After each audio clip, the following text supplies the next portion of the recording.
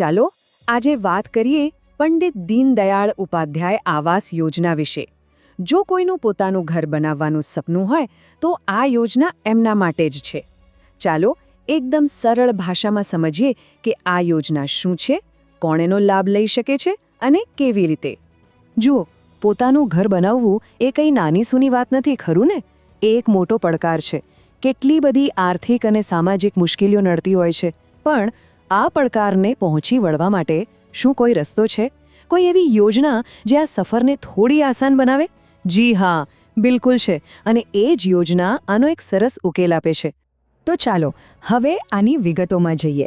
સૌથી પહેલો અને સૌથી અગત્યનો સવાલ, આખરે આ યોજના માટે અરજી કરી કોણ શકે? એના પાત્રતાના માપદંડો શું છે? ચાલો જોઈએ. જો, આ યોજના માટે પાત્રતાના બે મુખ્ય આધારસ્તંભ છે. પહેલું, સામાજિક શ્રેણી. મતલબ કે જે અરજી કરે છે એ સામાજિક અને શૈક્ષણિક રીતે પછાત વર્ગ, આર્થિક રીતે પછાત વર્ગ અથવા તો વિચરતી અને વિમુક્ત જાતિના હોવા જોઈએ. અને બીજું, એટલું જ મહત્વનું, એમની વાર્ષિક આવક જે એક નક્કી કરેલી મર્યાદાથી ઓછી હોવી જોઈએ. તો એ આવક મર્યાદા કેટલી છે? એ છે વાર્ષિક 6 લાખ રૂપિયા. જી હા, 6 લાખ રૂપિયા. જો આખા પરિવારની કુલ વાર્ષિક આવક આનાથી ઓછી હોય તો જ આ યોજના માટે પાત્ર ગણાય. આ આંકડો બરાબર યાદ રાખી લેજો. હવે એક ખૂબ જ મહત્વની શરત. આ યોજનાનો લાભ કોને મળશે? એવા લોકોને જેમની પાસે પોતાની માલિકીનો પ્લોટ તો છે જ, પણ એના પર રહેવા માટે પાક્કું ઘર નથી. એક વાત બિલકુલ સ્પષ્ટ છે, આ સહાય ઘર બાંધવા માટે છે, પ્લોટ કે જમીન ખરીદવા માટે નથી. ઓકે, તો પાત્રતા કોની છે એ તો આપણે સમજી લીધું, પણ હવે સવાલ એ થાય કે આ યોજનામાં મદદ કેટલી મળે છે અને એ સહાય મેળવવા માટે કઈ શરતોનું પાલન કરવું પડે. ચાલો એ જાણીએ. તો આ યોજના હેઠળ ઘર બનાવવા માટે સીધા 1,70,000 રૂપિયાની નાણાકીય સહાય મળે છે. જી, 1,70,000 રૂપિયા. અને આ સહાય ગામડામાં રહેતા લોકો અને શહેરમાં રહેતા લોકો બંને માટે છે. ઘરના સપનાને સાકાર કરવા માટે આ એક બહુ મોટો ટેકો કહેવાય. હવે આ સહાય સાથે જોડાયેલી કેટલીક મુખ્ય શરતો પણ છે. પહેલી વાત, આ પૈસા ફક્ત અને ફક્ત નવું ઘર બનાવવા માટે જ વાપરી શકાશે. બીજું, આપણે આગળ વાત કરીએ એમ આ ગામડા અને શહેર બંને વિસ્તારોમાં લાગુ પડે છે. અને ત્રીજી અને સૌથી અગત્યની શરત કે બાંધકામ 2 વર્ષની અંદર પૂરું કરી દેવાનું રહેશે. ચાલો હવે સૌથી કામની વાત પર આવીએ. અરજી તો કરવી છે, પણ કયા કાગળિયા જોઈશે? કયા ડોક્યુમેન્ટ્સ તૈયાર રાખવાના? ચાલો આપણે આખી યાદી પર એક નજર ફેરવી લઈએ, જેથી બધી તૈયારી બરાબર થઈ જાય. તો સૌથી પહેલાં વાત કરીએ વ્યક્તિગત અને ઓળખના પુરાવાની. શું જોઈશે? જાતિ કે પેટા જાતિનો દાખલો?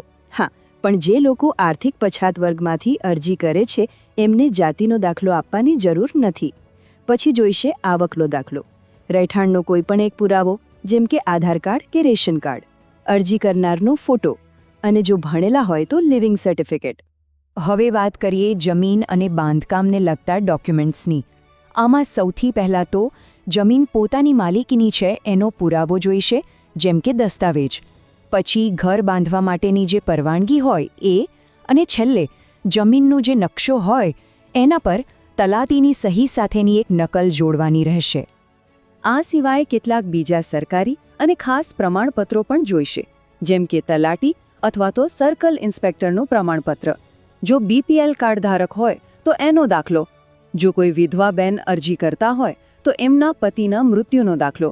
અને હા, જો જમીન કોઈ બીજી સરકારી યોજના હેઠળ મળી હોય તો એનો ફાળવણી પત્ર પણ આપવાનો રહેશે. અને લિસ્ટમાં છેલ્લે આવે છે બેંકની વિગતો. કારણ કે સહાયની રકમ સીધી બેંક ખાતામાં જમા થાય છે. આના માટે બસ બેંક પાસબુકની એક કોપી અથવા તો એક કેન્સલ કરેલો ચેક આપવાનો હોય છે. તો અત્યાર સુધીમાં આપણે ઘણી બધી વિગતો જોઈ. કદાચ થોડું ગૂંચવણભર્યું લાગે, પણ ચિંતા ન કરો. ચાલો આખી યોજનાના જે સૌથી મુખ્ય મુદ્દા છે એને ફટાફટ એકવાર ફરીથી યાદ કરી લઈએ. બસ આ 4 મુખ્ય આંકડા યાદ રાખી લો તો આખી યોજના સમજાઈ જશે. પહેલું, 3 ખાસ સામાજિક અને આર્થિક જૂથોના લોકોને લાભ મળે છે. બીજું, વાર્ષિક આવક મર્યાદા છે 6 લાખ રૂપિયા. ત્રીજું, સહાયની રકમ છે 1,70,000 રૂપિયા.